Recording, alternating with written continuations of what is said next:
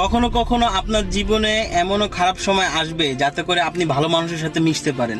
কারণ যেই লোকগুলো আপনার জীবনের সাথে মিশে আছে তারা হয়তো আপনার কষ্টগুলো বোঝে না, আপনার কথা অত বেশি একটা চিন্তাও করে না। এই জন্য তাদেরকে ছেড়ে দিন এবং সামনের দিকে এগিয়ে যান। ওই লোকের জন্য কখনো কষ্ট পাবেন না, কান্না করবেন না যে আপনার মনে কষ্ট দিয়েছে। হাসবেন, খেলবেন, ভালো থাকার চেষ্টা করবেন, যাতে করে ওই লোকটি বুঝতে না পারে আপনাকে যতটা সে কম ভেবেছিল আসলে আপনি ততটা কম না। তখনই একটি সম্পর্ক নষ্ট হয় যখন একজনের ভালোবাসা আরেকজনের কাছে বিরক্তকর লাগে।